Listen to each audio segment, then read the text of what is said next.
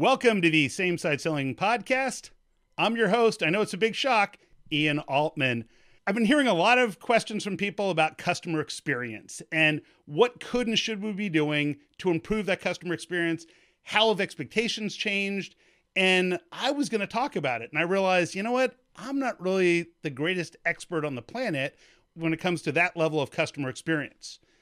But fortunately, I know somebody who is. And his name is David Avrin. And he is one of the most respected people on the planet when it comes to customer experience, building the right types of habits and behaviors that engender that type of experience. And he's written a ton of books, too many for me to mention. So let me welcome him to the show. David, thanks for being here. Thank you for having me. It's not too many to mention. You're welcome to mention all of them. Oh, go ahead. No, please. No, please. No. I'm just joking. People can kick their feet up. No, people can do it. They can look me up. But no, thanks for having me on. I love your work. I think we are kindred spirits in this.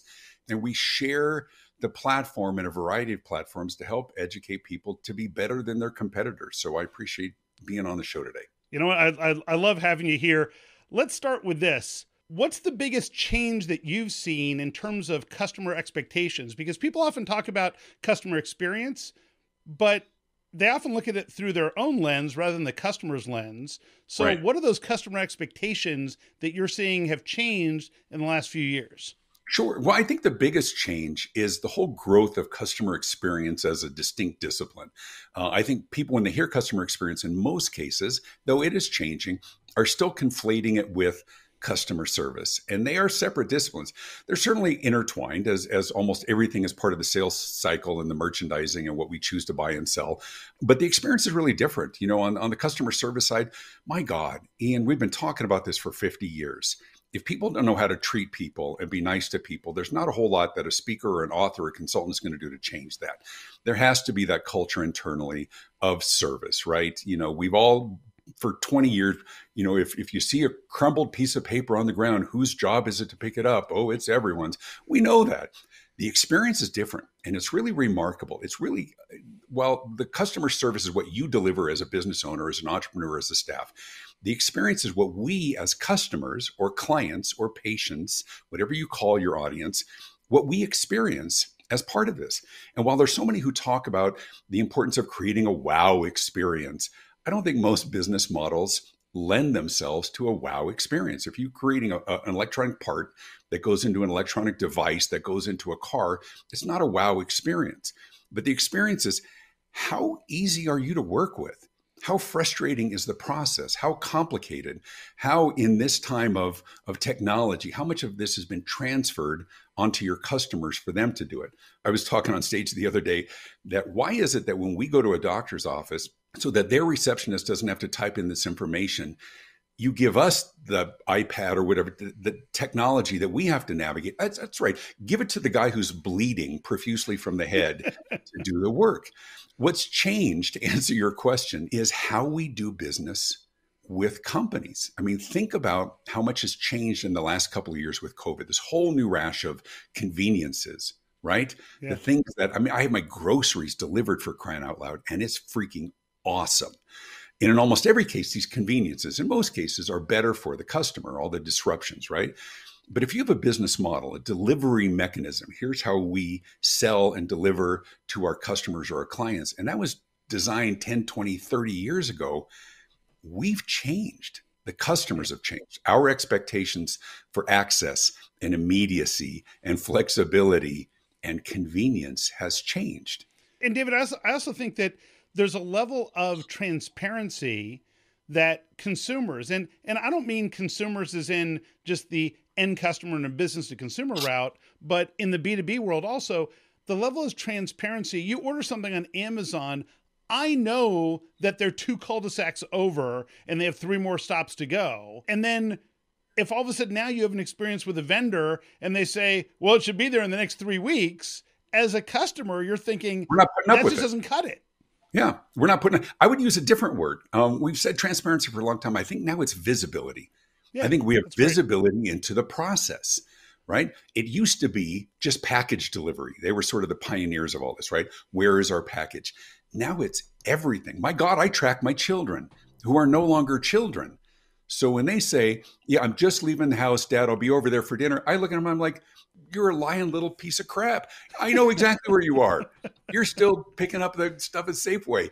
But it's changed us. And I think that's the most important part about all of this, is that the world has changed. But what's interesting is that we've changed our expectations. We used to think, and too many business owners still believe this, that our competitive advantage is our quality and our commitment and our caring and our trust and our people. Here's what the research shows. Today, customers prioritize speed of access, speed of answers, speed of contact, speed of ordering, speed of delivery, speed, flexibility, convenience. Convenience has surpassed quality as the primary driver. Now, to be clear, it's not that quality is unimportant. Today, quality is assumed, because if you weren't good, you would be outed. Yeah. Right? It's the social proof. It's TripAdvisor and Rotten Tomatoes and Glassdoor and Yelp and all of those as well. So if we assume quality, what's the real differentiator? I keynoted a conference a couple of weeks ago, and so many of these conferences are back, which is great. And it was a big corporation. And right before me was the CEO, and he did the sort of the state of the company, and here's how we came out of COVID. And the last thing he said, he says, and remember, everyone, we're going to have a great year, but remember, at the end of the day, it's about quality. And they all cheered and went crazy. And I buried my face in my hands because I could not disagree more. Yeah. At the end of the day, it's about quality. Are you kidding? At the beginning of the day, it's about quality. Quality is the entry fee. But at the end of the day, it's about competitive advantage. Yeah. Not what do you do well, what do you do better than others? And the things that customers are prioritizing today, get back to the question of what's changed, is that we assume quality, you better be good, right? But who can get it to me faster, or who can I access easier? What's the most visited website on the planet? It's Google. Yeah. How complicated is that homepage? Yeah, exactly. Right? So what we're seeing with organizations is they're creating competitive advantage by simplifying process, by shortening and simplifying some of the complexities, getting people what they want faster with a thumbprint, with a facial recognition. And then there's others who aren't. And it's helping people get results sooner. One of the things that I often share, and I'm interested to get your take on this, and you can feel free to agree or disagree, is that one of the key differentiators in today's world happens to actually be the sales process. And the reason I say that is because I spend a lot of time with my clients on what are the decisions and what are the questions that people have to make in order to make those decisions, and how do you help your client get that information as efficiently as possible? And if you do that, they're more inclined to work with you than somebody else. Of course. And if the people doing the selling can demonstrate that your outcome or result is more important to them than just making the sale, they're going to feel more comfortable working with you, because they're not looking to buy something. They're looking for an outcome or result. And if you can demonstrate your care and attention to that, you're better off. But where do you agree? Where do you disagree? You can I completely agree. What you've done is you've described what we talk about as customer centricity. We have historically been, let me back up. We've historically been in business what we call product centric, which means we're really good at what we do. We know everything about it, whether it's a service or a product, and we sell it to as many people as possible, right? And that creates market share. And there's nothing wrong with that. That's how business is done. We're really good at this, and we help educate or convince all these other people about here's what we do, here's why it's good, and we try and sell it. But what happens when everybody's good, or at least good enough, right? And sometimes good enough at a lower price point is a better choice for some people. What we're seeing is a shift from product-centric to customer-centric. Now, don't confuse that with customer focused, right? Everybody's customer focused. You know, for us, at the end of the day, it's about the customer. Well, of course, you're in business. What does that mean? Customer centricity is different. It says we're good at what we do. We don't take our eye off the ball, but we're better than our competitors at understanding the outcomes that our customers are looking for, what problems they're looking to solve, what happened to them, not just who's likely to buy, but what changed in their world. Maybe during COVID, right? Who do they answer to? What are their worries and their fears? What are the things that they would love that you currently don't offer? And so when we really dig deep, and that's part of what I do when I speak and I work with organizations, I have exercises to ask deeper questions to understand their customers, not just demographically and psychographically who's likely to buy, but what have they gone through in the last week, in the last day? What's changed Yep. in their industry? What are their frustrations with our industry? And so, like you said, when we really understand the outcomes that they're buying, right? Where do they want to be at the end of this? It's the whole thing about when you go to a hardware store to buy a drill, the need isn't a drill, the need is a hole. You need a hole, right? And the best tool is that. So I totally agree with what you say, but that's the shift is we're going from product-centric, smart companies, from product-centric to customer-centric, and they're winning on being better aligned with what has changed in the lives and expectations and wants and needs of their customers.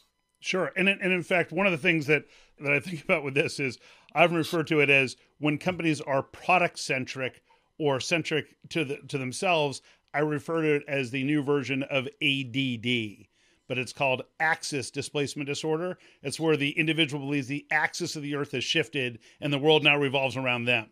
Instead, we need that notion of being customer centric is key. So you mentioned this idea of great questions that people could be asking. What are the questions that people forget to ask? What are the questions they should be asking, but they're not asking to tap into that information? That's a great question. Here's what we have traditionally done. And let me back up in that I don't question anybody's nefarious intent and the world revolves around them. Certainly it comes across, we're all just trying to feed our families, right? We're trying to do the best we can. That's why I love your concept of same side selling, that we're putting ourselves alongside and understanding that. But the questions we used to ask are about what need you have that this product can fill, right? And there's nothing wrong with that. I mean, that creates an alignment. But when you can also buy that online and you can, or do without it or do it yourself or whatever else, the better questions are around where do you want to be? And what was it? Like there's a great question in consulting or counseling, right? I've done a lot of executive coaching and others. And there's a great line, I didn't make this up, that says, when you sit down with that person and say, there's a reason why you said yes to this meeting. Let's start there. Yeah. Right. And that's a wonderful conversation starter. But there's a challenge, there's a pushback to even this whole idea of asking better questions. People are resistant to being sold to. The blinders go up. The minute we think somebody's reading the script, somebody's doing, this false sense of creating rapport.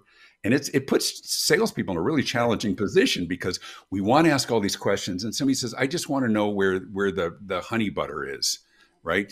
Please don't dig deep. But then we complain when there's nobody to talk to. And then when they're there to talk to, it's a hard time to be in sales. But part of it is because there's been a significant shift. And the shift over the last 20 years has been from selling to buying, right? We used to rely on salespeople to educate us about products and services and features and benefits. We'd go into an appliance store in the 1960s or 70s, and somebody would literally explain the features of an oven. Or for those of us old enough to remember when stereos were the size of a piece of furniture, right? And Sure. if we want to compare, we drive to another one. We'd go to a car dealership and we'd say, tell us about the car. And none of that is involved anymore because we can research all that ourselves, right? We go to a car dealership, we sit in the parking lot and we research everything. We know what the dealer paid for the car before we walk in the door. So it's not that sales is unimportant. It's just changed tremendously. Features and benefits, we can figure out. Sure. Competitive products and services from others, we can figure it out. It's so much incumbent upon salespeople today to highlight differentiation. Today, who was it? Jonathan Ive from Apple said it's really easy to be different. It's really hard to be better. Yeah. So one of the things that I think about with this is there's a couple things. And when we first started speaking, you said, oh, we're in great alignment. And a lot of people say that to me. And the more you're speaking, I'm like, it's funny because my audience is probably chuckling like, wow, I think we've heard Ian say almost that exact same thing verbatim. Well, because we're right. That's why, right? Because we're right, my friend. That's exactly it.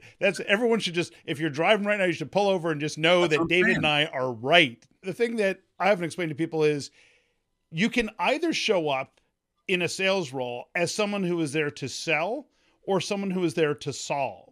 And if you show up as someone who's there to solve, you're also accepting the fact that the client may not have a problem that you're good at solving. And as soon as you can display honestly the fact that if it's not a fit, you're going to point them in the direction of somebody else. Right. Right. Then the guards come down. Then they say, oh, well, now I can be transparent. I can tell them everything because I've been conditioned to not trust salespeople. But if somebody is looking out for my best interest, if someone is actually trying to ensure that I get the right outcome, then I want to talk to that person because they sound like a subject matter expert. If I'm hearing you right, it's that notion of you can't come across like someone who's just pushing an agenda. In fact, I tell people, look, meeting one, all that should be going through your mind is, have they convinced me that they have a problem worth solving that we're good at solving? And if the answer is no, I got nothing to pitch. Right. I think if you come from the posture of being of service, and you really believe that. One of the things I do this exercise with audiences, organizations about creating sort of this avatar for their perfect customer. Like, who is your perfect customer or client, right? For me, as a keynote speaker, it's a meeting planner for a Fortune 100 company who's having an annual conference. That person needs to love me, right? But if you are truly of service, right, and you have that love for the person on the other side, you recognize that they're far deeper than the person and the role that they play. You don't have to know their story. You just have to know they have one, right? And people are all going through something that we don't know. They got kids or grandkids. They're taking care of a special needs child. They're volunteering and coaching their kids' basketball team. You don't have to know any of those things. If you do, it helps.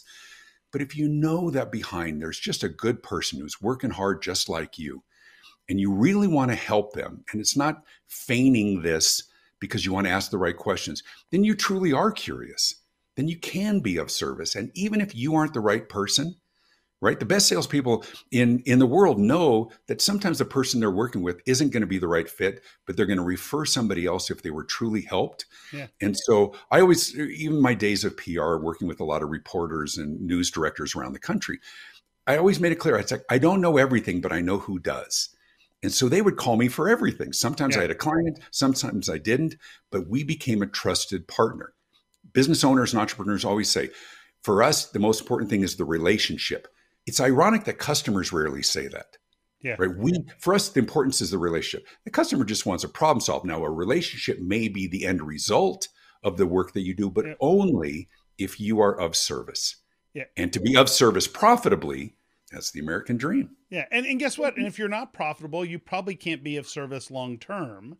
So it's important that you do it profitably. It's interesting, that point you make about the relationships. It's that old joke of, look, if you needed a friend, you'd get a puppy, or in your case, a kitten. Right. So I'm surprised the kitten has not made an appearance. Following he's locked upstairs because he's very vocal, like Dad. So this notion of making sure that we're focused on the right things with those customers, it's not about the relationship because they don't need another friend. But if you're someone they can rely on to either deliver or find them the right outcome, the best outcome, guess what? You become like a friend to them because, man, anytime I have this stress, I can rely on them to solve this. And if I reach out to them to buy something that's not right for me, they're going to tell me, which means they're always my first phone call. And I think that's a mistake that people make. Yeah, you have to have a long view of the relationship. Now, if you are purely transactional and you're selling widgets and you might sell it one time, then you don't care about this. You want to be, then there are still strategies. You want to be remarkably efficient and help people get what they want very, very quickly, right? That's what makes you preferable to some of the online things. But if it's a relational kind of a thing, you have to honestly be of service because you recognize. I was working with I work with a lot of different industries, financial services and hotel hospitality, and dentistry is one of them. And I was talking to the guy, he says, the lifetime value of a patient and their family in a general dentistry practice is 6 figures. And so that one momentary decision, did I feel a connection? Were you flexible enough as a practice that there's an opportunity on a weekend morning or an evening because you're flexible? If you are able to say yes because you are empathetic, you understand their struggles with ours, and you can make a minor accommodation, that could be worth millions to your practice. Sure. As opposed to, we're really good. Here's our diplomas on the wall. We are one of the top dentists, and we're gonna give you great service. That's about you being empathetic. That customer centricity is being truly curious, and then you tailor what you have to meet their needs or not. the curiosity part is amazing. I want to touch on one thing Sure. in your morning huddle book, which is a lot of people listening. You're going to say, "Yeah, this all good and well. I agree." But how do they create a consistent process, a system, so that they actually infuse this through the culture of their organization? So talk a Sure. little bit about this concept of the morning huddle, because I think it's something that will resonate with our listeners. Yeah, this actually came out of presenting and people saying, what's next? How do I keep the conversation going? And so I spent a year writing and recording videos every week, not motivational, but real conversation starters, and saying that it's great customer experience is not a book one time. It's not a presentation. It's an ongoing filter in your mind and that of your team with every transaction, every interaction, every day. And so that turned into a book, which is called The Morning Huddle: Powerful Customer Experience Conversations to Wake You Up and Shake You Up and Win More Business. And the point is to get your team talking. Everybody's got to understand it. And so what I did in the book and what I do in my video series as well is ask some profound questions like, how often are you throwing your coworkers under the bus to look good to a client or a customer, right? What are the things what are the things that are frustrating to them, but work really well for us? And how do we know? What's your internal process for somebody to complain? I love the line that says, if you make it difficult to complain, then your customers will complain to others or online or to your competitors, right? I think one of the most mind-boggling things for me is organizations that make it very, very difficult to talk to a person. I understand staffing. It's not what I'm talking about. It's that you go to a website, right? And everybody who's listening or watching this, you go to a website, you got a question, just a simple question. There is no freaking phone number. There's no phone number anywhere on the site. They made a conscious decision. We will not let our customers call us, those pesky customers, right? Because that takes us off task. And so what the morning huddle is an idea that no matter what the size of your organization, if you get together once a week, maybe it's before or after your regular staff meeting for 20 minutes, here's a subject. Here's why you do it. Here's why we hate it as customers. And here's a different approach. And it creates that conversation. Then everybody's on the same page, because it's remarkable, the organizations I work with, how little information goes from the front line to the top of the ivory tower.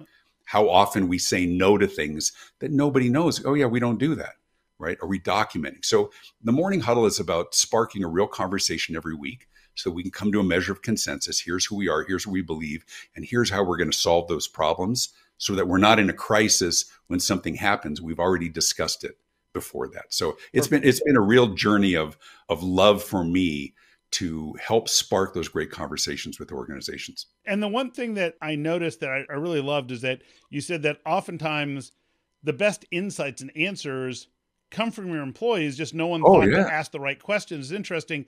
I served a couple of, I call them sentences, some people call them terms, as president of a country club. And at one point, we didn't have a general manager.